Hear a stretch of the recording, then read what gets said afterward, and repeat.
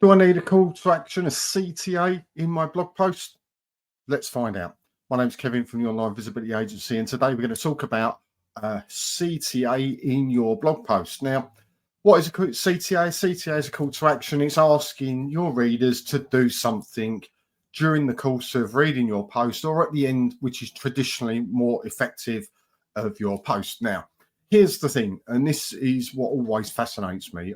I see a combination of what goes on when we add in calls to action. I see people that put in multiple calls to action. So they will write a blog post and they'll go, if you like this, share this on social media. Please leave me a comment. Please subscribe to this list. Please do this. Please do that. And they ask multiple things of people, which is a little bit rude.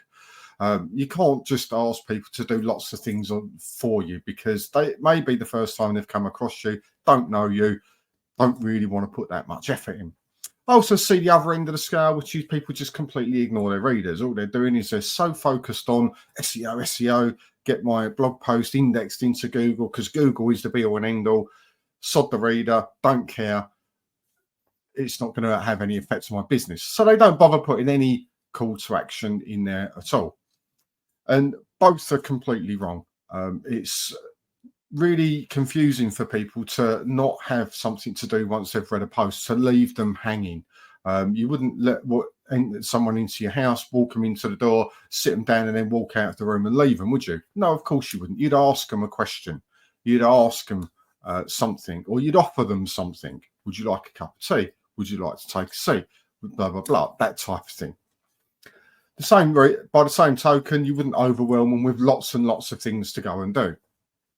So we have to get the balance right. Now, when we have a call to action on our blog posts, it's normally quite specific because we don't really, unless it's part of a sales strategy or a combination of things going out, we don't normally ask them to buy something off of a blog post. We normally ask them to do something else.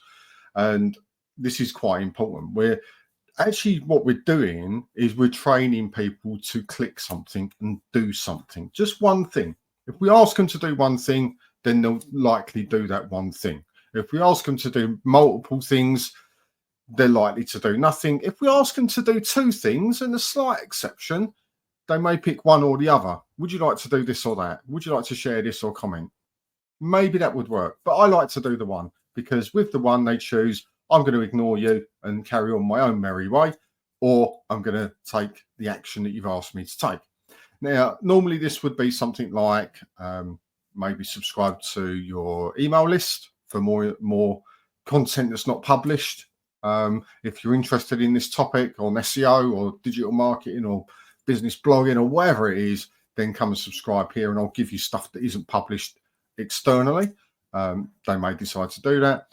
You may ask them to share it. If you know someone that you would find this article really useful, why don't you just give it a share onto your Facebook page or into your Facebook profile for any of your followers that you think genuinely may find this helpful, or send this link to a person that you know, that type of thing. And most people will do that. It gets them thinking at the very least to go, you know what, I'm going to do this or not do it.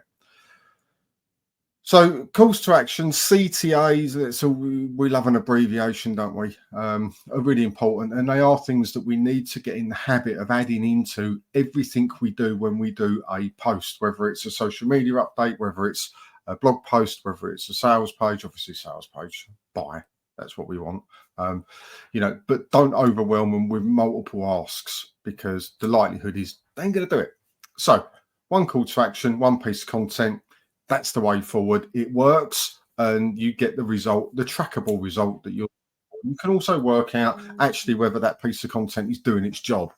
As in, is this piece of content getting them to take that action that I want? If it doesn't, guess what? We can go in and edit it and change the call to action. So if you've had it up for a month, got loads of traffic, nobody's done anything, okay, they're not going to subscribe to this list. Let me ask if they'll do this instead. They might leave a comment on it. You're looking for that engagement as to what your audience is comfortable doing on that piece of content. And remember, for each piece of content, it could be different. So want more support, more help? Remember, we have got the businessbloggingchallenge.com. You can go and subscribe to that. My one call to action for this video, of course. Go and subscribe to that. You'll get a free training for 30 days to do 30 posts for your business to build the exposure for your business online and build that audience that you're looking to engage with. You also get added to a Facebook group, which is an amazing community of people. That's it for this video. Have a great day. See you on the next one.